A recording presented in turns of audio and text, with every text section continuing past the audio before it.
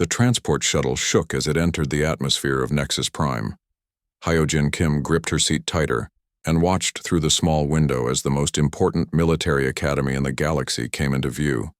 The Galactic Strategic Command Academy stretched across an entire continent, its silver towers reaching toward 3 different suns that bathed the planet in constant daylight. She was the only human on the shuttle. The other passengers were impressive creatures that made her feel very small. A Vorthak general sat across from her, his gray skin covered in battle scars and his forearms crossed in what looked like meditation. He stood nearly 9 feet tall even when sitting down. Behind her, a Nexari strategist hummed softly in frequencies that made her teeth ache. The crystal-like being glowed with inner light that pulsed in complex patterns she could not understand. Near the front of the shuttle, 3 Corvan tacticians flickered in and out of sight. Sometimes they looked solid. Sometimes she could see right through them. Their ability to phase between dimensions made them perfect for stealth operations. Everyone knew that. Hyojin looked down at her simple uniform and felt very ordinary. She was 28 years old, 5 feet 6 inches tall, and had spent most of her military career doing paperwork on a supply station near Earth. Her black hair was pulled back in regulation style, and her brown eyes showed nothing special. She did not glow, could not phase between dimensions, and had only 2 arms. The shuttle landed with a soft thud. As passengers stood to leave, the Vorthak general looked down at her with all 4 of his yellow eyes. "You are the human," he said, in a voice like grinding stone. "I heard they were sending one." "Yes, sir," Hyojin replied politely. "Commander Kim Hyojin." The general made a sound that might have been laughter. "I am General Kolmar of the 5th Vorthak Fleet. I have destroyed 17 enemy battleships in single combat." He looked her up and down. "What have you destroyed, little human?" "Nothing, sir," she answered honestly. This seemed to amuse him greatly. "Nothing, of course." He turned to the other aliens. "The humans send us someone who has destroyed nothing to learn how to win wars." The Nexari chimed in harmonics that sounded like mockery. The Corvans flickered more rapidly, which she guessed meant they were laughing. Hyojin said nothing and followed them off the shuttle. The academy grounds were even more impressive up close. Holographic displays showed famous battles from across galactic history. Statues honored the greatest military minds from hundreds of different species. Gardens from dozens of worlds created a maze of colors and scents that overwhelmed her human senses. But what impressed her most were the other students. Everywhere she looked, she saw the best warriors and strategists the galaxy had to offer. Massive Gorkan siege masters practiced formation movements with beings she did not recognize. Slender Yithak pilots ran through flight simulations that moved too fast for her eyes to follow. Groups of different species worked together on holographic battle plans, their combined abilities creating strategies no single race could imagine. And then there was her. The orientation hall could hold 10,000 beings. Hyojin found a seat in the back row and tried to look confident. More students filled in around her, but none sat too close. She heard whispers in languages she did not know, but the tone was clear enough. They were talking about the human who somehow got accepted into the most elite military program in known space.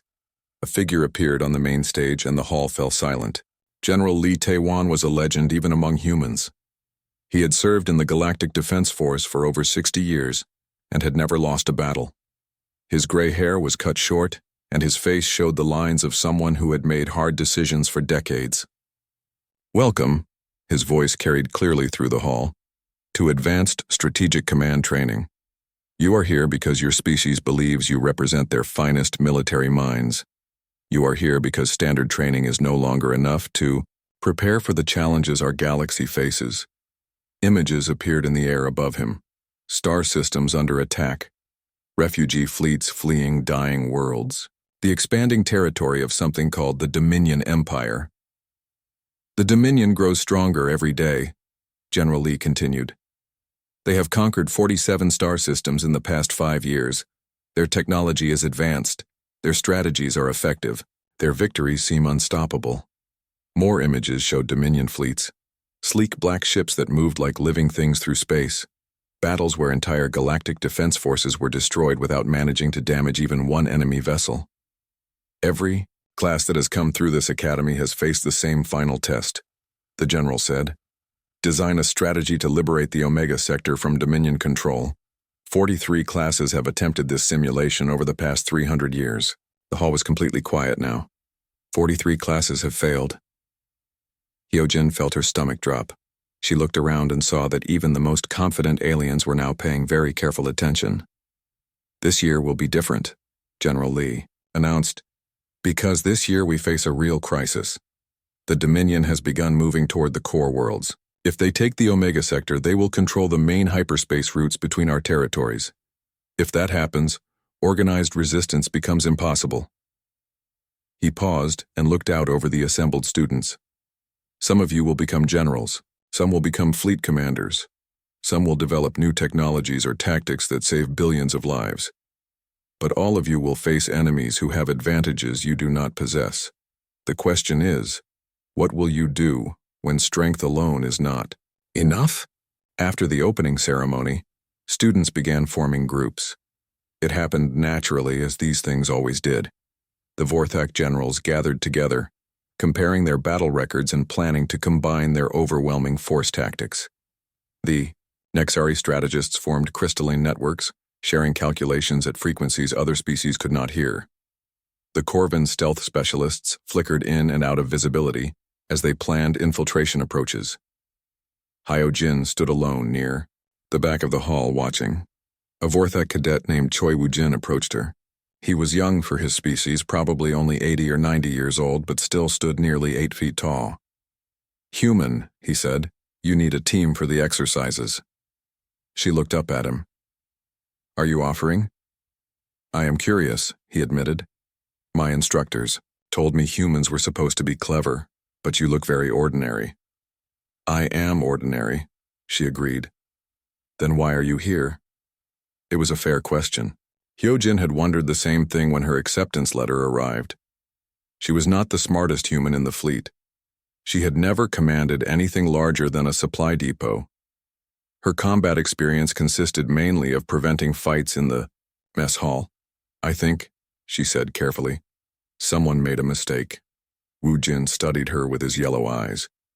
"Perhaps, but mistakes sometimes teach us important things." He gestured toward his group of Vorthak cadets. "You may join us if you wish. We will carry you through the exercises."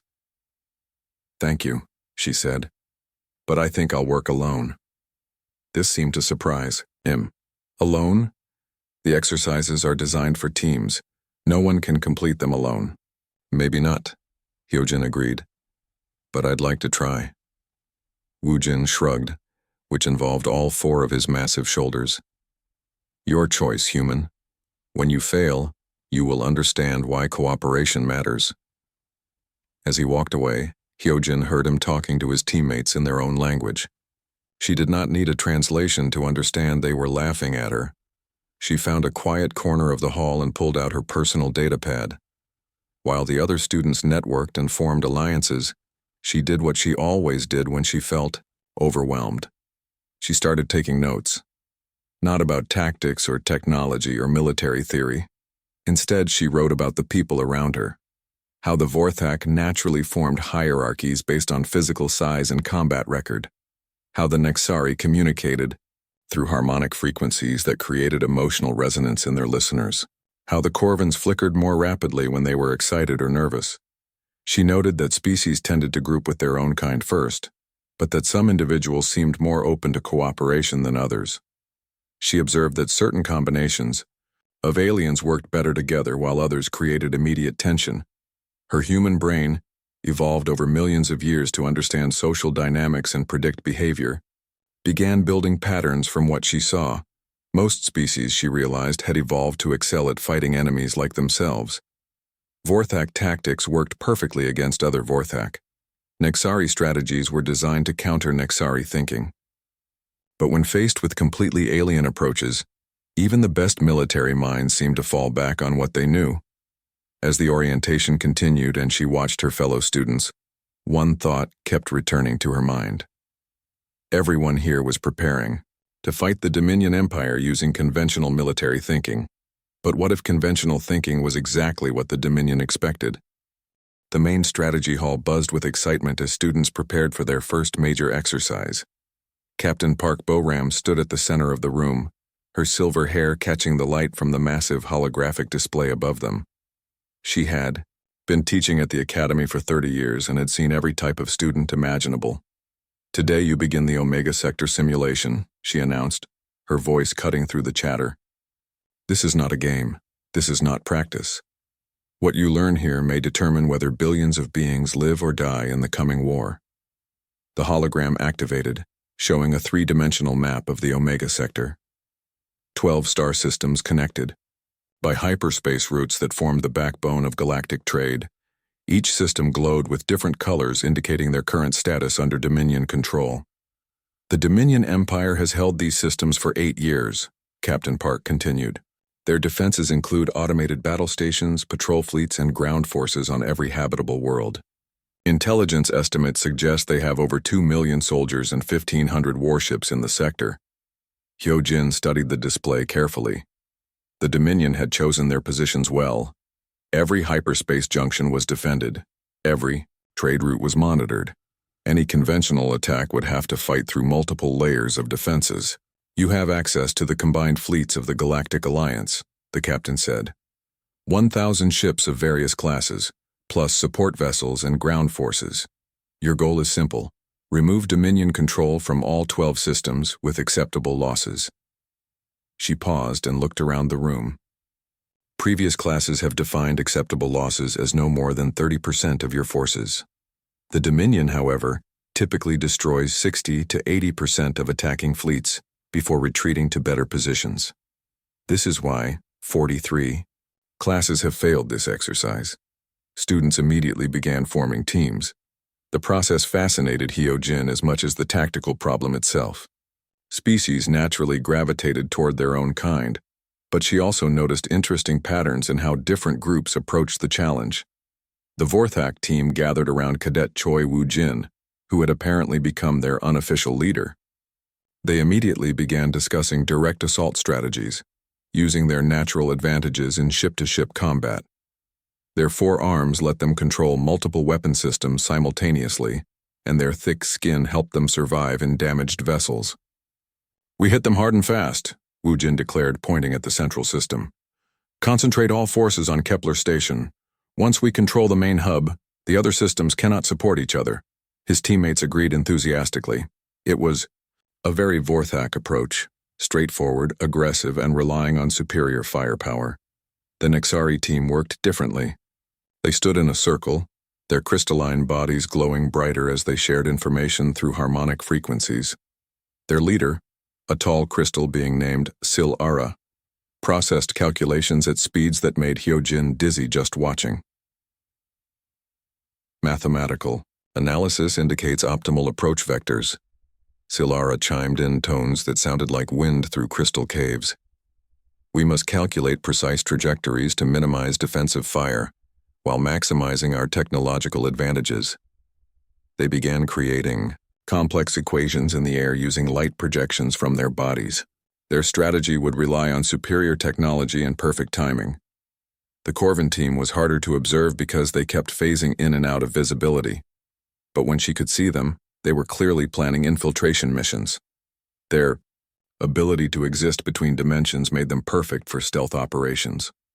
Other species formed similar groups, each playing to their natural strengths. The massive Gorkin focused on siege warfare. The quick Yithak planned rapid strike missions. The telepathic Mindari worked on information warfare. And then there was Hyojin, still sitting alone in the back of the room. Captain Park approached her after most teams had formed. "Commander Kim, you need to join a group. This exercise requires coordination between multiple specialties." "With respect, ma'am, I'd like to work alone," Hyojin replied. The captain frowned. "Alone? This simulation involves fleet movements across 12 star systems. No single person can manage that level of complexity." "I understand the challenges, ma'am, but I think I might see things differently if I'm not influenced by group thinking." Captain Park studied her for a long moment. Around them, other students had overheard the conversation and were watching with interest. Several alien cadets made sounds that were clearly amused. "Very well," the captain said finally. "But understand that when you fail, it will reflect on your entire species. Humans have never attended this academy before. Your performance will determine whether others get the same opportunity." "Yes, ma'am, I understand." As Captain Park walked away, Hyojin heard whispers from the other teams. Most were in alien languages, but the tone was universal. They thought she was either incredibly arrogant or incredibly stupid. The simulation began an hour later. Each team received identical starting resources and took positions around individual holographic displays. Hyojin found herself at a smaller console designed for single users, while the teams worked at larger collaborative stations. She watched as the other groups immediately began deploying their fleets toward the Omega sector. The Vorthak charged straight toward the central system, exactly as Wu Jin had planned. The Nexari calculated precise approach vectors and began moving in perfect formations. The Corvins sent stealth ships toward outlying systems to begin infiltration operations. Every team followed classical military doctrine: secure strategic positions, eliminate enemy forces, control territory. Hyojin did something different. Instead of looking at Dominion military assets, she pulled up information about the civilian populations in the occupied systems. 12 worlds, with a total population of 4 billion beings from dozens of different species. All of them had been conquered by the Dominion at different times using different methods. She began building profiles of each species in the sector. The aquatic dolphins of Kepler III, conquered when the Dominion poisoned their oceans. The tree-dwelling branchers of Oak World, enslaved when their forests were burned. The crystalline singers of Harmony Station, captured when their songs were silenced by sonic disruptors. Each group had different grievances against their conquerors. Each had different cultural values and social structures. Each had different reasons for wanting freedom. While other teams planned military campaigns, Hyojin mapped social networks. The first attacks began within the simulation. The Vorthak assault on Kepler Station was impressive to watch. Their heavy cruisers hammered the Dominion defenses with overwhelming firepower, while their fighters swarmed enemy positions. For 10 minutes, it looked like the direct approach might work. Dominion ships took heavy damage, and several defense stations were destroyed. Then the trap activated. Hidden Dominion reinforcements jumped in from hyperspace surrounding the Vorthak fleet. Advanced weapon systems that had been powered down suddenly came online. What had looked like a winning battle became a massacre. Wu Jin watched in shock as his carefully planned assault was destroyed. 70% of his forces were eliminated in less than an hour of simulation time. "Impossible," he muttered, staring at the tactical display. "Intelligence reports showed no hidden forces in that system." Captain Park's voice carried across the room. "The Dominion excels at misdirection, Cadet Choi. What you see is rarely what you get." The Nexari team fared slightly better. Their precise calculations and superior technology allowed them to inflict significant damage before being overwhelmed. But their mathematical approach had assumed the enemy would follow logical tactical doctrine. When Dominion forces began using completely irrational maneuvers that made no strategic sense, the Nexari equations fell apart. Sil-Ara's crystals dimmed with confusion. Their movements violate all principles of efficient warfare. No rational commander would sacrifice so many ships for such small tactical gains. "Perhaps," suggested Captain Park, "rationality is not their primary concern." The Corvin stealth mission also failed, though it took longer to discover why. Their phase shift technology had successfully infiltrated 3 Dominion installations, but they found the facilities empty of anything valuable. The real command centers were hidden in locations their intelligence had never identified. One by one, every team's conventional strategy met devastating failure. The Dominion seemed to anticipate every classical approach and had prepared countermeasures for tactics that had worked against other enemies. As her fellow students dealt with their defeats, Hyojin continued working quietly at her station. She was not planning fleet movements or calculating weapon effectiveness. Instead, she was studying something no military academy had ever taught her to examine. She was learning about the people who lived under Dominion rule. The aquatic dolphins had been forced to work in underwater factories, producing materials they had never seen before. The tree-dwelling branchers were cutting down their own sacred groves to build Dominion structures. The singers were being used to broadcast propaganda instead of their traditional harmonies.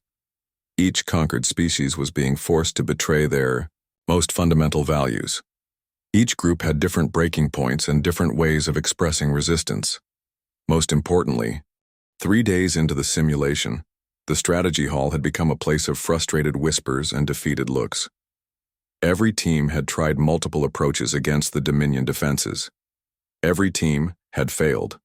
The Vorthak had attempted 7 different direct assaults, each one more aggressive than the last. Wu Jin's team had lost entire fleets trying to break through what appeared to be weak points in enemy lines, only to discover they were walking into carefully prepared traps. "This is impossible," Wu Jin growled, all 4 of his arms crossed in anger. "No defense system should be this effective. There must be errors in the simulation parameters." Captain Park overheard him from across the room. "The simulation parameters are based on actual Dominion tactics used in real battles, Cadet Choi. I can assure you they are accurate."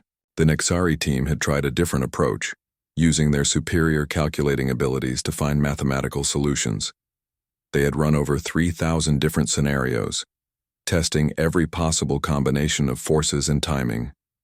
Every calculation led to the same result: massive casualties and ultimate failure. Silara's crystalline body flickered with frustrated energy. The enemy response patterns do not follow logical optimization protocols. They sacrifice efficiency for unpredictability, making mathematical prediction impossible. Other teams fared no better. The Corvins had attempted infiltration missions on 17 different targets, only to find that the Dominion had somehow anticipated their stealth capabilities. The Gorkan siege specialists had tried to starve out individual systems by cutting supply lines, but hidden stockpiles made their efforts meaningless. Every classical military strategy had been tested and found wanting, except for Hyojin, who had not yet attempted any military strategy at all. She sat at her small console, surrounded by data files that had nothing to do with fleet movements or weapon specifications. Instead, her screen showed population demographics, cultural studies, and historical records of each conquered species in the Omega sector. Her fellow students had begun to notice her unusual approach, and their comments were not kind. "Look at the human," laughed a Yithak pilot named Jin Ho. "While we plan real battles, she reads children's stories about alien cultures. Perhaps she thinks she can defeat the Dominion with poetry," added a Gorkan warrior whose name Hyojin could not pronounce. The comment drew laughter from several nearby teams. Even Captain Park seemed puzzled by her methods. During a brief break, the instructor approached Hyojin's station and looked at her displays. "Commander Kim, I see you have been researching civilian populations. While cultural awareness is valuable, this simulation requires tactical solutions. You need to engage with the military aspects of the problem." "I understand, ma'am," Hyojin replied politely. "I think I am ready to begin my approach." "Finally," muttered Wu Jin from his nearby station. "Let us see what the mighty human strategy looks like." Hyojin activated her fleet deployment interface for the first time since the simulation began. Her classmates gathered around to watch, curious to see what she had been planning during her days of research. What happened next confused everyone. Instead of moving her fleet toward obvious military targets, Hyojin began launching what appeared to be random attacks against civilian infrastructure. Her first strike hit a water processing plant on Kepler-3. Her second target was a communication relay on Oakworld. Her third attack destroyed a music broadcasting station on Harmony Prime. The targets made no sense from a military perspective. They were poorly defended, strategically unimportant, and their destruction would have no immediate effect on Dominion military capabilities. "What is she doing?" asked Silara, her harmonics showing confusion. "Those targets have no tactical value." Wu Jin watched the display with growing amusement. "She is failing even worse than we did. At least our attacks targeted real military objectives." But Captain Park, was watching more carefully. She had noticed something the students had missed. Each of Hyojin's attacks was precisely timed and exactly targeted. This was not random destruction. This was something else entirely. The water processing plant on Kepler 3 had been forcing the aquatic dolphins to purify water for Dominion use instead of their own communities. When the plant was destroyed, the dolphins suddenly had access to clean water for the first time in years. The communication relay on Oakworld had been blocking the tree-dwelling branchers from singing their traditional forest songs to each other. When it went down, their ancient communication network came back online across the entire world. The music station on Harmony Prime had been broadcasting Dominion propaganda instead of the crystalline singer's natural harmonies. Its destruction allowed their cultural music to return to the airwaves. What looked like meaningless strikes were actually surgical removals of specific sources of cultural oppression. But there was something else happening that the observers could not see. Hidden within each attack, Hyojin was delivering small packages, not weapons or military supplies, but something far more dangerous to an empire built on keeping conquered peoples isolated from each other. She was delivering communication devices. Each device was specifically designed for the species that would find it.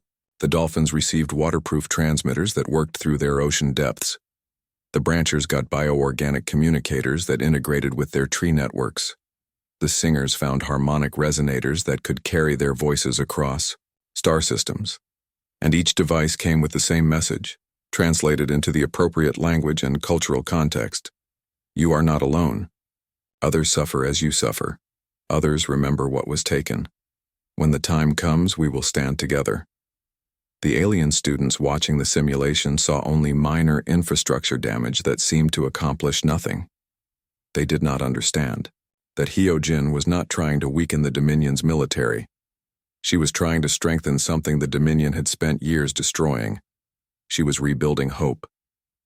"This is pathetic," Woojin announced loudly.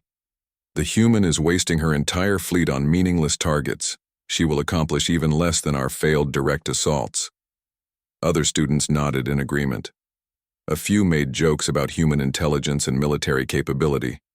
Even some of the instructors seemed disappointed by what appeared to be a complete misunderstanding of the exercise.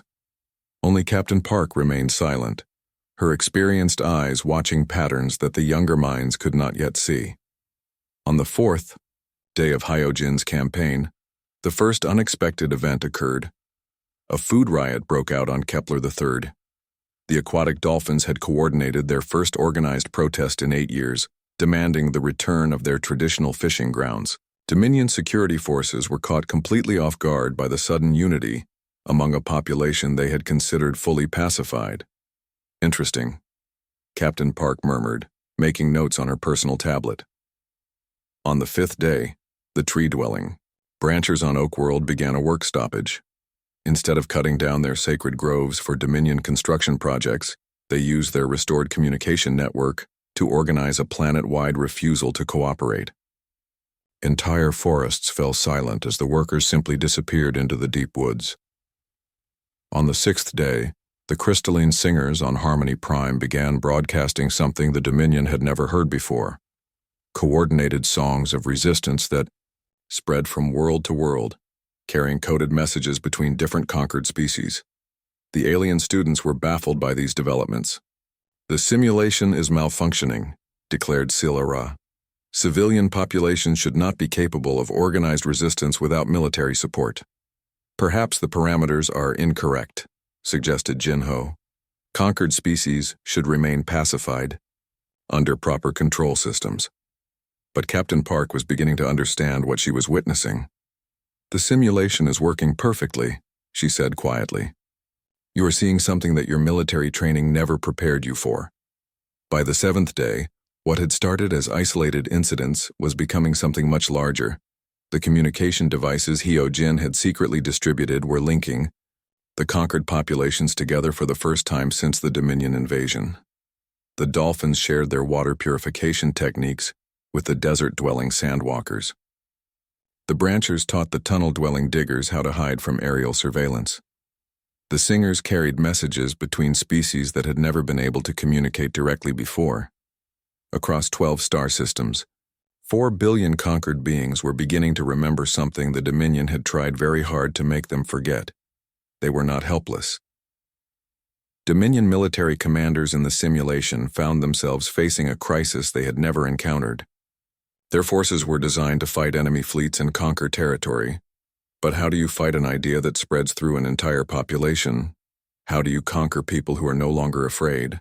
Patrol ships that had enforced order for 8 years suddenly found themselves unwelcome on worlds that had previously been obedient. Supply convoys faced coordinated disruptions from species that had never worked together before. Communication. Networks designed to spread propaganda began carrying messages of hope instead. The Dominion's greatest strength, their control over diverse conquered populations, was beginning to transform into their greatest weakness. And at the center of it all sat a small human woman who had never fired. On the 8th day of the simulation, everything changed. What had seemed like random chaos across the Omega sector suddenly revealed itself as something much more organized and dangerous. The scattered riots, work stoppages, and communications breakdowns were not separate incidents. They were part of a single, coordinated campaign that spanned 12 star systems and 4 billion people. Lieutenant Nam Seung-ho, the Academy's specialist in unconventional warfare, stood beside Captain Park as they watched the tactical display. Red warning indicators flashed across dozens of worlds as Dominion control structures began failing in ways no one had predicted. "This is unprecedented," Lieutenant Nam said quietly. "She has created a multi-species resistance network from nothing in 1 week." The breakthrough moment came when the crystalline singers on Harmony Prime began broadcasting a new type of song. Instead of their traditional individual harmonies, they were singing in coordinated groups that created complex mathematical patterns in sound. The songs carried hidden messages that could be understood by completely different species. The aquatic dolphins translated the harmonic patterns into swimming formations that spelled out meeting locations in their underwater cities. The tree-dwelling branchers interpreted the music as growth patterns that showed safe routes through their forest networks. The desert sandwalkers read the frequencies as star maps that guided their caravans to secret gathering places. For the first time in galactic history, completely different species were communicating directly without translators or technology. They were using art, mathematics, and cultural understanding to share information across biological barriers that had existed for millions of years. Captain Park watched in amazement as the simulation showed coordination between groups that should have been impossible to organize. How did she know they could do this? Hyojin looked up from her console where she had been monitoring communications across all 12 systems. "I studied their cultures, ma'am. Every species has unique ways of sharing information, but they also have universal needs that transcend biological differences." "What universal needs?" asked Professor Kang Min Seo, the Academy's expert in alien psychology, who had been called in to observe the unusual developments. "The need to be heard," Hyojin replied simply. "The need to belong to something larger than themselves. The need to hope that tomorrow can be better than today." The simulation showed the results of her approach. On Kepler 3rd, the dolphins had organized their entire population into coordinated resistance cells. When Dominion ships tried to land, enforcement troops, they found the oceans themselves had become hostile territory. Every harbor was blocked, every underwater facility had been sabotaged, and every patrol boat faced attacks from creatures that moved through water like living weapons. On Oakworld, the tree-dwelling branchers had turned their forests into an impenetrable maze. Dominion forces that had controlled the world for 8 years suddenly found themselves lost in woodlands that seemed to shift and change around them. Supply convoys disappeared into groves that looked familiar, but led to nowhere. Communication towers fell to creatures that struck from above and vanished into canopies that blocked all surveillance. On Harmony Prime, the crystalline singers had created something even more dangerous than physical resistance. They had weaponized music itself. Their coordinated songs created harmonic frequencies that disrupted Dominion communication systems, confused their targeting computers, and made their soldiers feel overwhelming sadness and homesickness for worlds they could barely remember.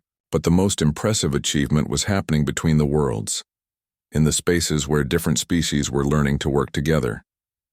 The dolphins had developed new water purification techniques that they shared with the desert-dwelling sandwalkers, helping them create oases in places where Dominion forces could not follow.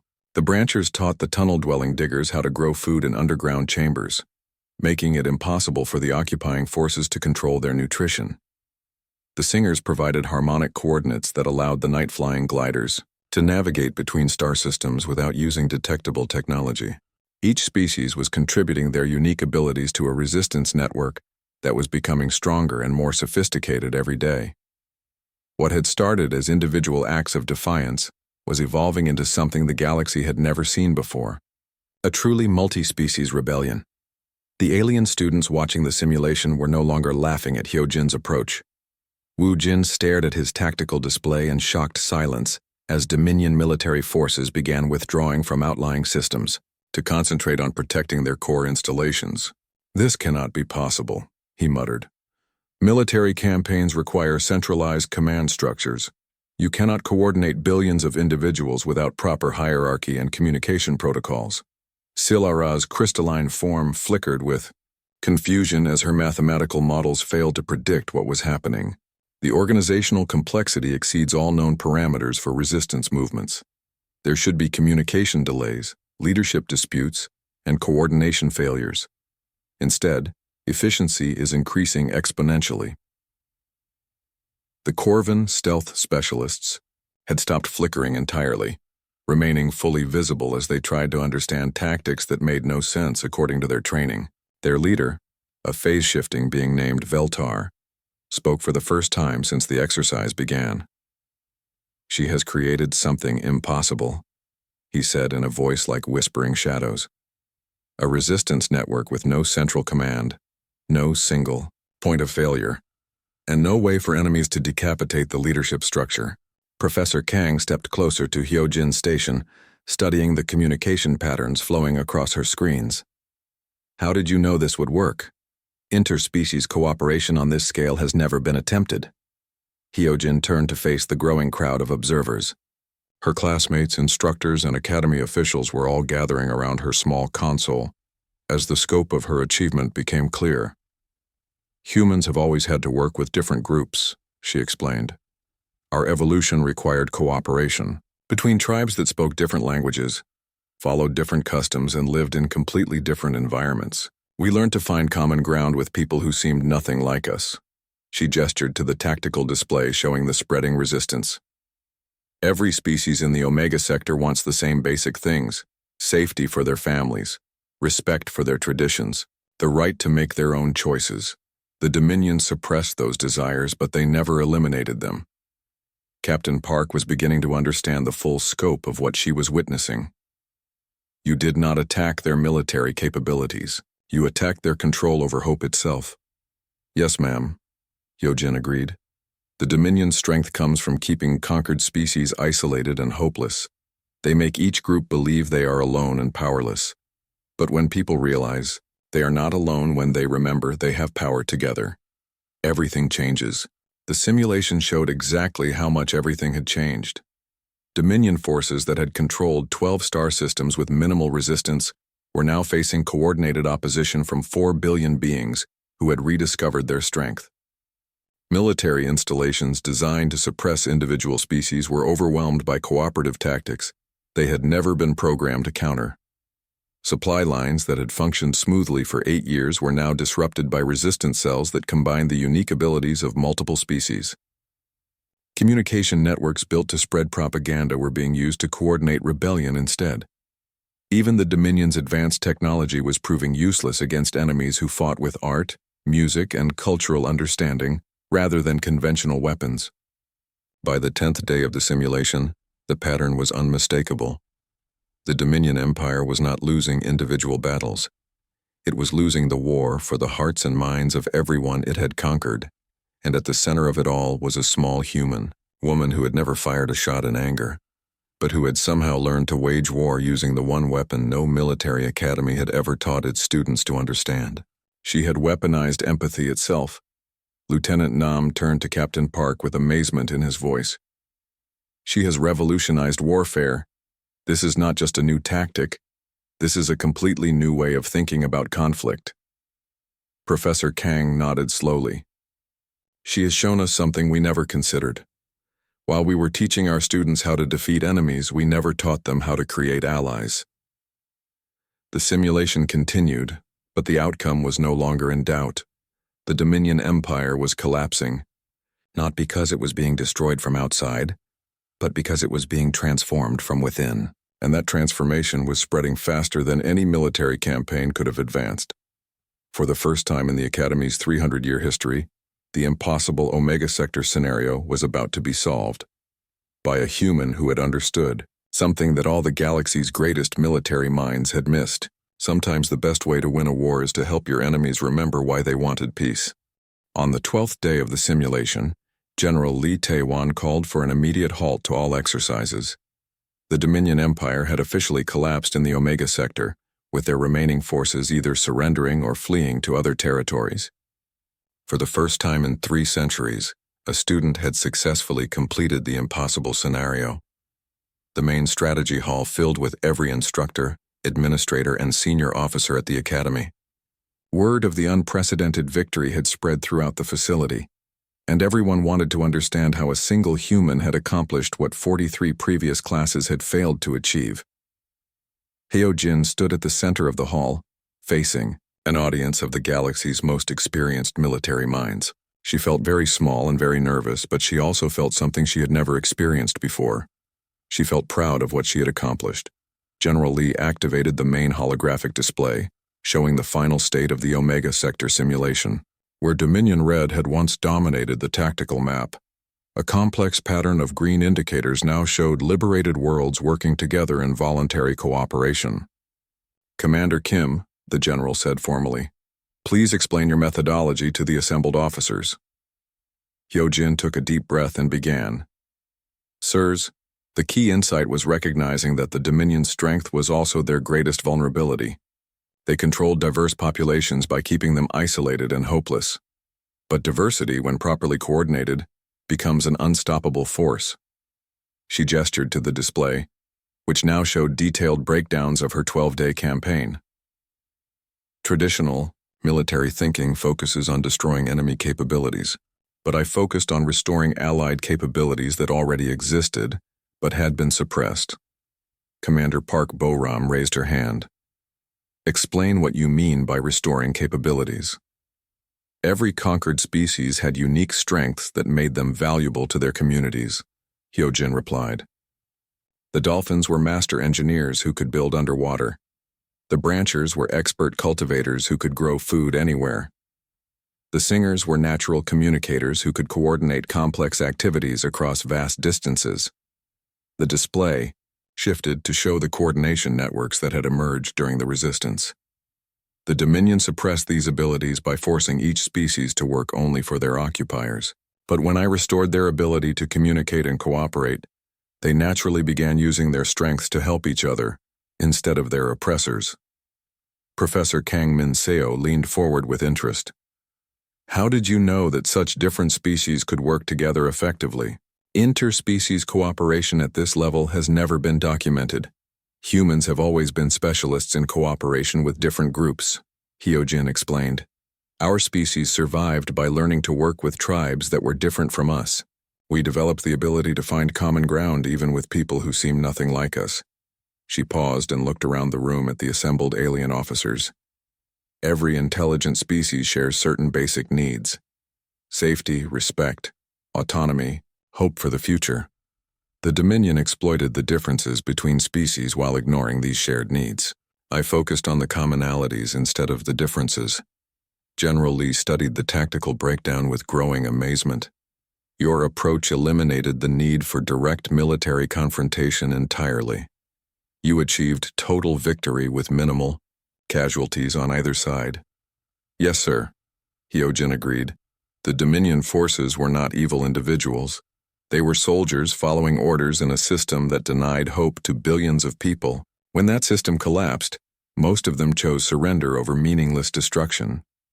Lieutenant Nam Sung-ho had been analyzing the communication patterns throughout the campaign. Commander Kim, the coordination you achieved should have been impossible without centralized command structures. How did you maintain unity across such diverse populations? Hyojin smiled slightly. I did not maintain unity, sir. I helped them discover it for themselves. Each species contributed what they did best while supporting others in areas where they were weak. The dolphins provided engineering expertise, the branchers offered food production, the singers enabled communication, and dozens of other groups added their own unique strengths. She activated a detailed view of the resistance networks. The result was not a hierarchy with central control, but a web of mutual support that became stronger as it grew. No single point of failure, no individual leader who could be captured or corrupted, no communication system that could be disrupted. In the room fell silent as the implications became clear. What Hyojin had created was not just a successful military strategy. It was a completely new model for how different civilizations could work together. Commander Yun Dalho, the Academy's senior strategist, spoke up with concern in his voice.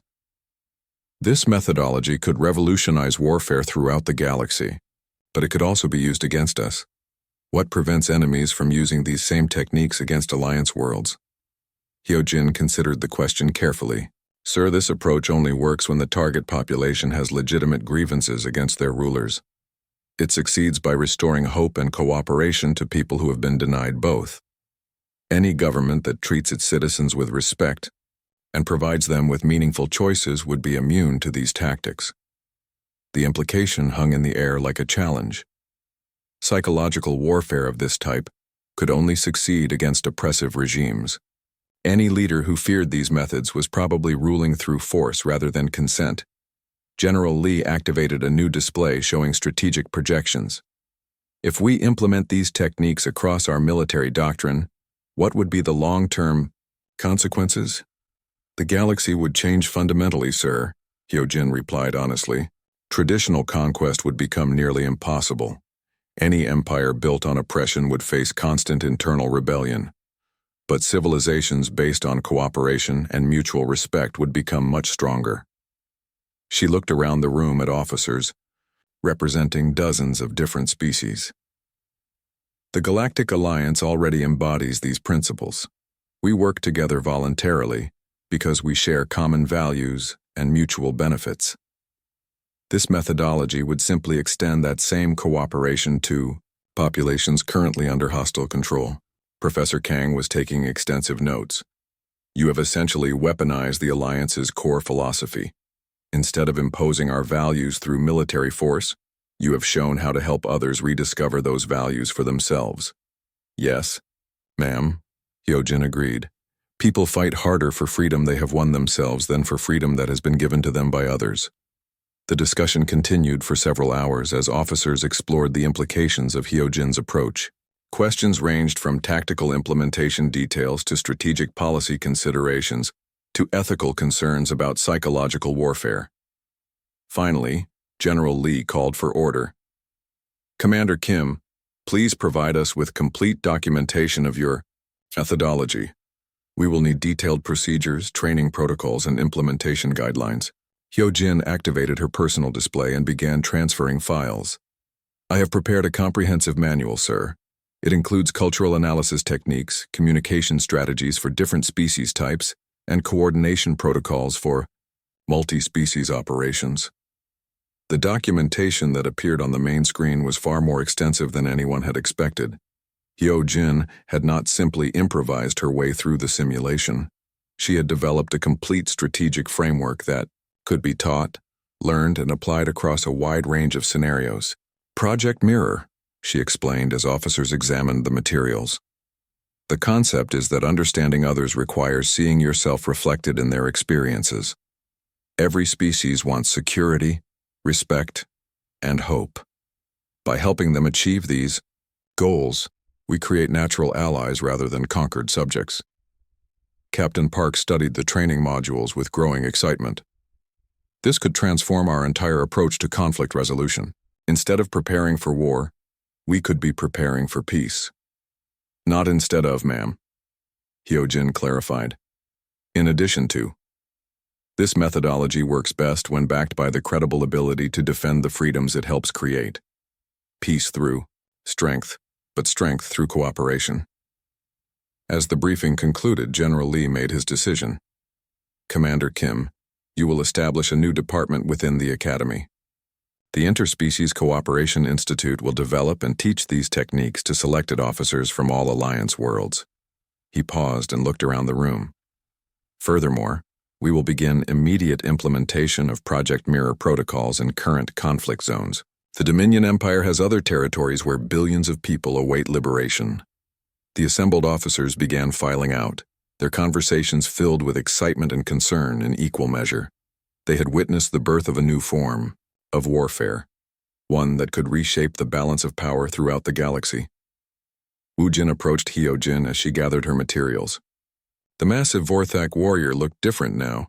Humbled by what he had witnessed human, he said quietly, I owe you an apology. I thought your methods showed weakness. I understand now that they show a different kind of strength. Thank you, Cadet Choi, Hyo Jin replied. But strength and weakness are not opposites. They are tools that work better when used together. Your direct approach has value too. Sometimes cooperation. 6 months later, the real Omega Sector liberation began. Hyo Jin stood on the bridge of the Alliance flagship, Harmony's Dawn, watching as the first phase of Project Mirror commenced across 12 star systems. Instead of massive battle fleets, her task force consisted primarily of communication ships, cultural specialists, and carefully selected teams of former refugees who had escaped Dominion control. Admiral Cho Byung-ho, the operations military commander, monitored tactical displays that looked completely different from traditional invasion plans. Instead of showing weapon trajectories and shield strengths, his screens tracked information networks, cultural resonance patterns, and population mood indicators across dozens of worlds. Communication packages deployed to all target systems, reported Lieutenant Commander Park So-young from her coordination station. Initial response rates are exceeding simulation projections by 30%. The packages were not weapons or propaganda, but something far more powerful. They were stories, personal accounts from beings who had escaped Dominion territory, telling their experiences of life in Free Alliance worlds. Each story was carefully crafted for specific species and cultural contexts, showing not what freedom looked like in theory, but what it meant in practice for people like themselves. Kepler-3 is responding, announced Communications Officer Lee Jae-min. The Dolphins are organizing underwater assemblies to discuss the transmissions. Population-wide participation rates are approaching 80%. Admiral Cho shook his head in amazement. In traditional warfare, 80% civilian engagement would indicate massive resistance to occupation. Here, it indicates cooperation with liberation. The breakthrough had come 3 months earlier when the first real-world test of Project Mirror succeeded beyond all expectations. A small Dominion outpost called Haven Station had been liberated without firing a single shot. The mixed population of 12 different species had simply stopped cooperating with their oppressors and began cooperating with each other instead. Within 2 weeks, the Dominion garrison had requested evacuation, rather than face a population that was no longer afraid of them. Oak World showing similar patterns, reported Cultural Analysis Officer Kim Young-soo. The branchers have begun singing coordination songs that are being picked up by other species. Cross-cultural communication is developing faster than our models predicted. Hyo Jin watched the data streams with satisfaction mixed with concern. Project Mirror was working exactly as designed, but its success was creating new challenges no one had anticipated. Admiral, we are receiving surrender requests from Dominion commanders on 4 different worlds, Lieutenant Commander Park announced. They are requesting safe passage to neutral territory in exchange for peaceful withdrawal. This was the part of the plan that had worried military traditionalists throughout the Alliance. Instead of demanding unconditional surrender after devastating battles, Project Mirror offered defeated enemies a path to honorable retreat. Critics argued that this approach was too lenient and would encourage future aggression. Hyo Jin had argued the opposite. Defeated enemies who are humiliated become future threats, she had explained to the Alliance High Command. Defeated enemies who are offered respect often become future allies. Admiral Cho approved the surrender requests without hesitation. Grant safe passage to all Dominion forces requesting withdrawal. Ensure they understand they are welcome to return as peaceful visitors once the transition is complete. The bridge crew exchanged glances. Even after months of training in Project Mirror protocols, many officers still found it difficult to accept former enemies as potential friends, but the results spoke for themselves. Sir, we are receiving a priority transmission from the Galactic Alliance Council, reported Communications Officer Lee. They want a real-time briefing on liberation progress. The main display activated, showing the faces of council members from dozens of Alliance worlds. President Sarah Chen of Earth, Chancellor Velkar of the Nexari Republic, and Speaker Tolmaya of the Vorthak Federation were among the senior leaders waiting for updates. Council members, Admiral Cho began formally, I am pleased to report that Phase 1 of the Omega Sector liberation is proceeding ahead of schedule. We estimate complete Dominion withdrawal within 2 weeks with minimal casualties on either side. The council members looked stunned. Even with advanced briefings on Project Mirror, they had expected months of difficult fighting. Chancellor Velkar spoke first, his crystalline voice carrying harmonics of amazement. Admiral, our mathematical projections indicated at least 60% military casualties and extensive civilian damage. What are your actual numbers? Alliance casualties, 0 deaths, 12 minor injuries from equipment accidents. Civilian casualties, 0 confirmed, though we are investigating reports of celebration-related incidents on 3 worlds. Dominion casualties, 4 deaths from internal disputes, approximately 50 injuries from evacuation accidents. President Chen leaned forward with interest. What about infrastructure damage? Previous liberation operations typically result in significant rebuilding requirements. Minimal infrastructure damage, Hyojin replied, stepping into view of the YA communication display. The resistance networks focused on restoring functionality rather than destroying facilities. Most systems are operating at higher efficiency than they were under Dominion control.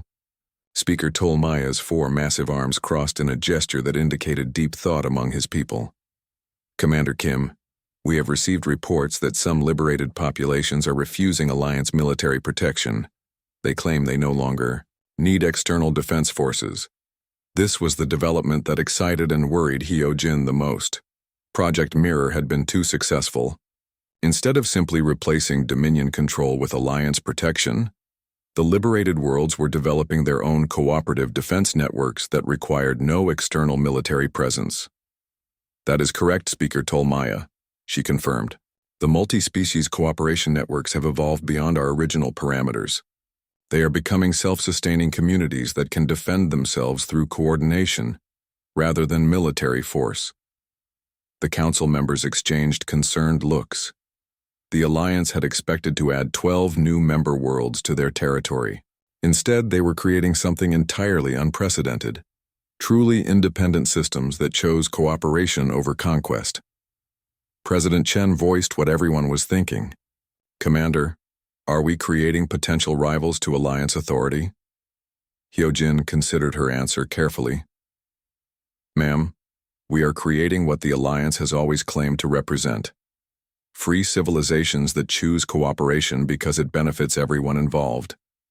If these worlds become rivals, it will be because we have failed to demonstrate that the Alliance offers genuine partnership rather than disguised control.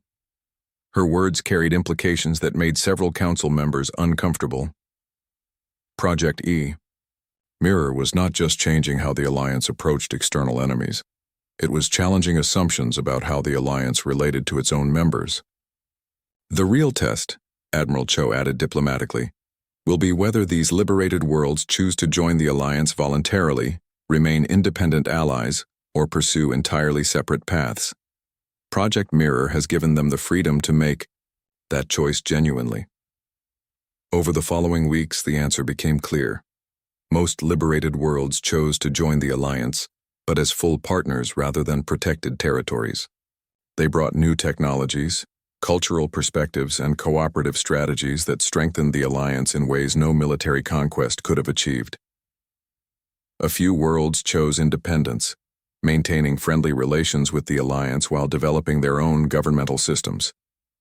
These became valuable trading partners and diplomatic allies. Most significantly, several worlds chose to form entirely new multi-species confederations that existed alongside the Alliance as cooperative equals. These confederations began implementing their own versions of Project Mirror, spreading the methodology to other regions of the galaxy. The final phase of the Omega Sector liberation was completed without a single major battle. The last Dominion forces withdrew peacefully, and many individual soldiers chose to remain as immigrants in the communities they had formerly occupied.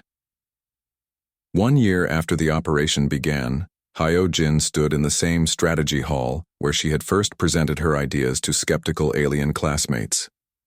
But now the hall hosted representatives from 47 different worlds, all gathered to learn Project Mirror techniques. General Lee, now promoted to head the Alliance Strategic Development Council, addressed the assembled delegates. 1 year ago, a young human officer demonstrated that our understanding of conflict resolution was incomplete, he announced. Today, we gather not as separate species competing for dominance, but as cooperative civilizations sharing knowledge for mutual benefit. The transformation was visible throughout the room.